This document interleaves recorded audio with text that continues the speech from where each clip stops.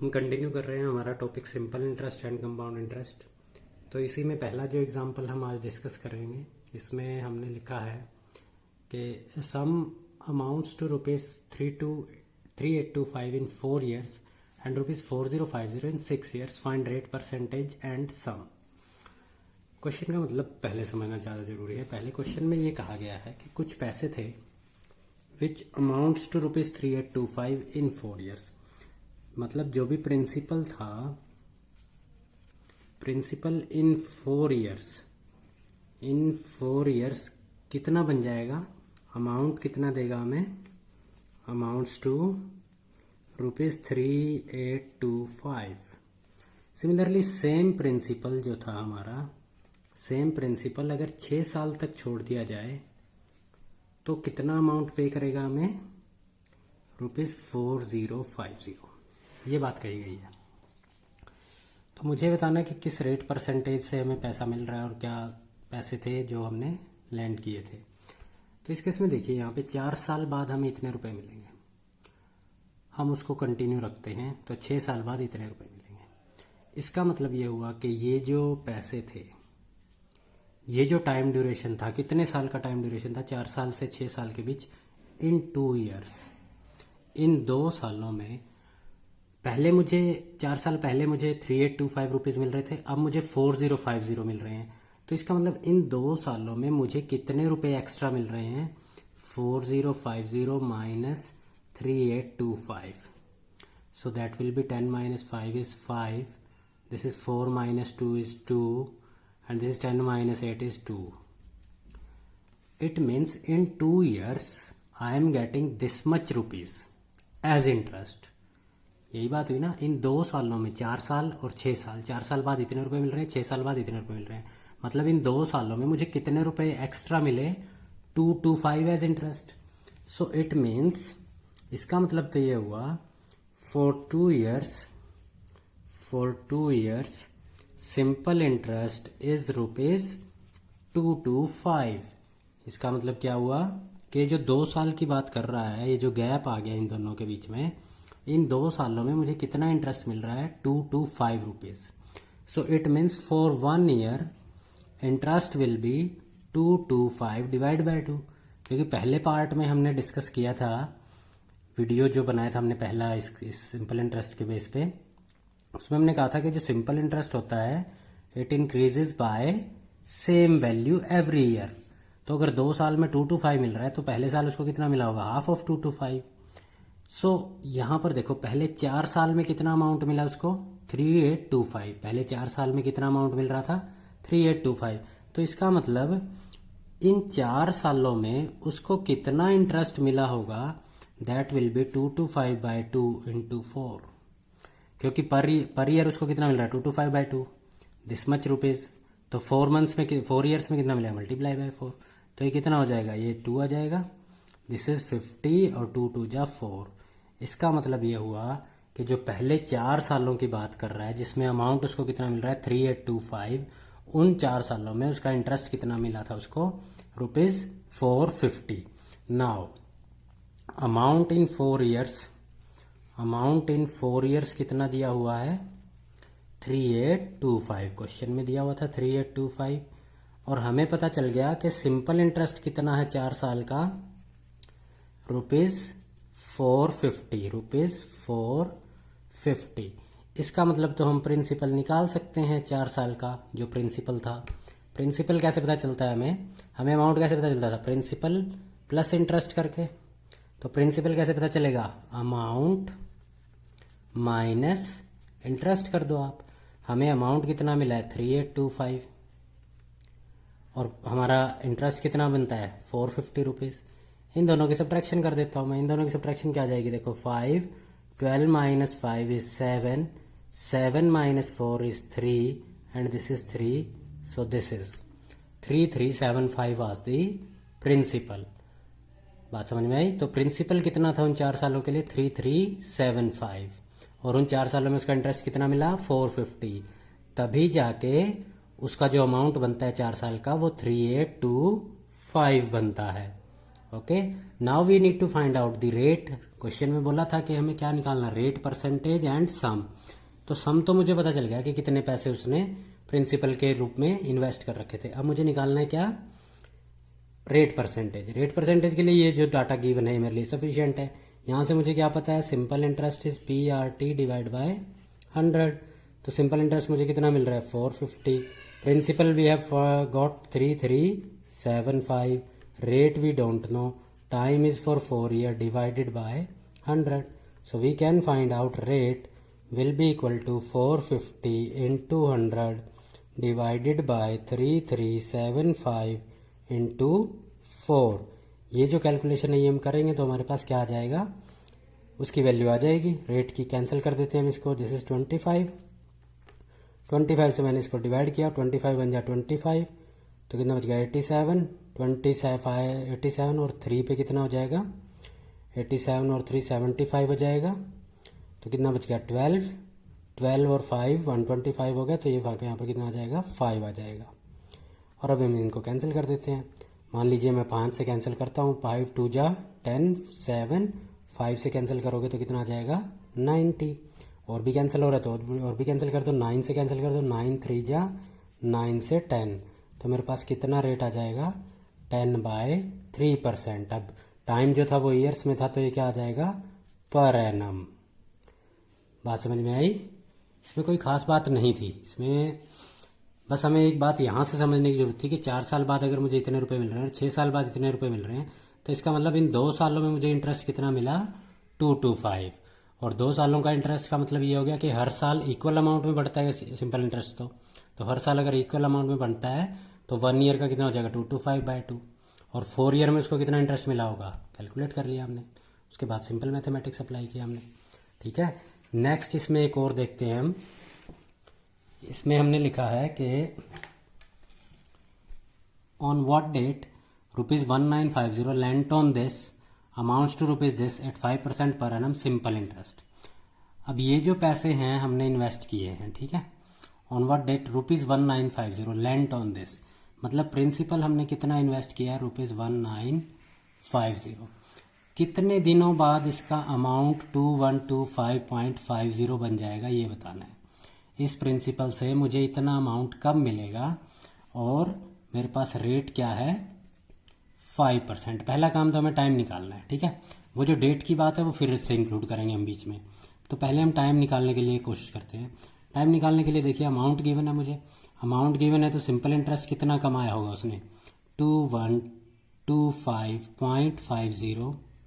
This is the amount minus principal 1950। ये minus कर देंगे तो हमारे पास क्या आ जाएगा, हमारे पास वैल्यू आ जाएगी कि उसका इंटरेस्ट कितना है। दिस इज 0.50 आ गया, 5 आ जाएगा यहाँ पर, ठीक है। और फिर 12 माइनस 5 कितना हो जाएगा, 7। यहाँ पर बच गया 0। 10 माइनस 9 कितना होता है, 1। और ये 1 बच जाएगा, तो ये 1 1 0 हो जाएगा। तो इतने रुपए उसको क्या मिला है, इंटरेस्ट मिला है, सिंपल इंटरेस्ट। सिंपल इंटरेस्ट के फॉर्मूले में अप्लाई करते हैं, दैट सिंपल इंटरेस्ट, डायरेक्ट लिख रहा हूँ मैं, principal is this 1950 into rate into time we don't know divided by 100।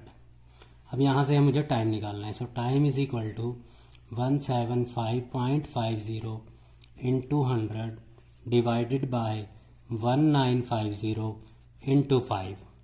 ये वाली बात आ गई मेरे पास। अब यहाँ से देखो, इसका अगर मैं डेसिमल रिमूव कर दूँ, इसका मैंने अगर डेसिमल रिमूव कर दिया तो यहाँ पर क्या होगा, ये 100 कैंसिल हो जाएगा ना, डेनोमिनेटर में 100 आ जाएगा, और इसका डेनोमिनेटर हटाता हूँ तो ये दोनों कैंसिल हो जाएंगे, ठीक है। अब मेरे पास ये वैल्यू बच गई 17550 डिवाइड बाय दिस। अब इसको मैं कैंसिल करने की कोशिश करता हूँ। देखो 5 से ये कैंसिल करते हैं पहले। 5 से अगर मैंने कैंसिल किया तो 5 3 जा 15, 25 आ गया, तो 5 5 जा 25 आ गया, 5 1 जा 5, और ये 0, तो और ये 0 और ये 0 दोनों कैंसिल हो जाएंगी। तो मेरे पास क्या बच गया, 351 डिवाइडेड बाय 195। 351 डिवाइडेड बाय 195 ये आ गया मेरे पास। अब अगर मैं देखता हूँ कि भाई इसको मैं और कैंसिल कर सकता हूँ या नहीं कर सकता। अगर मैं इसको और कैंसिल करता हूँ, देखो हम इसको 3 से कैंसिल कर देते हैं। हम इसको 3 से कैंसिल जब मैं करूँगा इसको, तो 3 1 जा 3 आ जाएगा मेरे पास, और 3 1 जा 3 आ जाएगा फिर से मेरे पास, और 3 7 जा, और इसको अगर मैं कैंसिल करूँ 3 6 जा 18, और फिर ये 1 5 तो 15, ये आ गया। अब ये दोनों किस पे जा रहे हैं, 13 पे जा रहे हैं मेरे ख्याल से, 13 5 जा और 13 9 जा, तो ये क्या आ गया 9/5। 9/5 टाइम निकाल रहे हैं हम। रेट जो था हमारा कैसे था, 5% पर एनम के हिसाब से था, 5% पर एनम क्वेश्चन में जो दिया हुआ था। तो इसका मतलब ये जो वैल्यू आ गई, ये आ गई 9/5 ईयर्स। अब 9/5 ईयर्स कितने होते हैं, 9/5 ईयर्स का मतलब क्या हो गया, 1/4/5 ईयर्स। यही बात है, 9/5 का मिक्स्ड फ्रैक्शन मैंने किया तो कितना आ गया 1/4/5। 1/4/5 का मतलब ये हो गया कि 1 year and 4/5 into 365 this much days. यही बात हुई ना 4/5 ईयर का। तो इसको मैंने कैंसिल किया, 5 7 जा 35 और 1 5 3, तो ये कितने डेज आ जाएंगे, 1 ईयर एंड 292 डेज। ठीक है, यहाँ पर 1 ईयर एंड 292 डेज आ गया, ये टाइम आ गया। अब देखिए क्वेश्चन में जो कहा गया था वो बात दोबारा से देखिए। लैंड ऑन 5/1/2011, उसने जो पैसे दिए थे वो कितनी तारीख को दिए थे, 5 जनवरी 2011 को। अब मुझे बताना है कि कितने दिनों बाद उसको ये अमाउंट मिलेगा 2125.50। मुझे बताना था कितने, ऑन व्हाट डेट, किस डेट को मिलेगा। अगर मुझे टाइम बताना होता तो टाइम तो मैंने बता दिया कि 1 ईयर एंड 292 डेज के बाद आपको मिल जाएगा, लेकिन उन्होंने पूछा कितनी डेट को मिलेगा। देखिए डेट को मिलने के लिए मुझे 1 साल तो सिंपल हो गया, तो मतलब 1 साल मतलब कितना आ जाएगा, 5/1/2012 तो आ गया। अब मुझे वो डेट निकालनी है जिस पे वो मिलेगा। अभी मेरे पास कितने दिन हो रहे हैं, 292 डेज हो रहे हैं, 292 डेज। अब 292 डेज में देखिए जनवरी के अभी कितने दिन पड़े हैं मेरे पास, 5 तारीख को तो दे दिया 2012 को, तो मेरे पास कितने दिन बचे 26। फिर इसी तरह फैब के काउंट करते हैं हम, फैब के बने 29, फिर मार्च के बने 31, फैब मार्च, ठीक है सी। फिर अप्रैल के बने 30, फिर मई के बने 31, मई के बन गए 31। फिर जून के फिर से कितने बन गए 30, जून के 30 दिन हो गए। फिर मैं देखता हूँ जुलाई हो गया 31, और अगस्त के भी कितने हो गए 31, सितंबर के हो गए 30, ठीक है। और अक्टूबर के देखिए अब मेरे पास कितने दिन बच गए। देखिए अब अगर मैं इनको कैलकुलेट करता हूँ, देखिए सभी को इनका अगर मैं सम निकालूँ तो ये 30 और ये कितना हो गया 61 और 31 कितना हो गया 92 और 30 कितने हो गए 122 और ये कितना हो गया 123 और 30 153 183 और एक 184 और ये 214 और ये दोनों मिलके कितने हो गए 55 ये हो गए। ठीक है, तो इसका मतलब ये बचा कि 292 डेज में से मेरे पास अगर मैं देखूं तो सिर्फ कितने दिन बच गए, इसमें से 23 डेज बच गए सिर्फ। मैंने जब 292 डेज में से इन सब का टोटल अगर मैं माइनस करूं तो मेरे पास कितने दिन बच गए 23 डेज। तो मतलब अक्टूबर में वो कितने दिन पैसे रख सकता है 23 डेज, क्योंकि टोटल टाइम उसको कितना मिलेगा 1 ईयर 292 डेज। 1 ईयर तक का तो हिसाब ये हो ही गया था। 292 डेज का हिसाब ये रहा, बचे कितने दिन 23 दिन, वो अक्टूबर में रख लेगा। तो इसका मतलब ये हुआ कि वो मुझे किस डेट को मिलेंगे पैसे, रिक्वायर्ड अमाउंट मुझे मिलेगा 23 अक्टूबर 2012 को मिलेगा मुझे रिक्वायर्ड अमाउंट। क्योंकि इस क्वेश्चन में उसने डेट पूछी थी, ऑन व्हाट डेट, तो मुझे क्या करना पड़ा, मुझे ये सारा कैलकुलेट करके डेट तक पहुंचना पड़ा कि किस डेट को वो मुझे देगा। Clear guys? नेक्स्ट इसमें हम करते हैं, ये हम करेंगे अभी divide ₹15,600 into 2 part such that interest on one at 5% for 5 years may be equal to that on another at 4% for 6 years।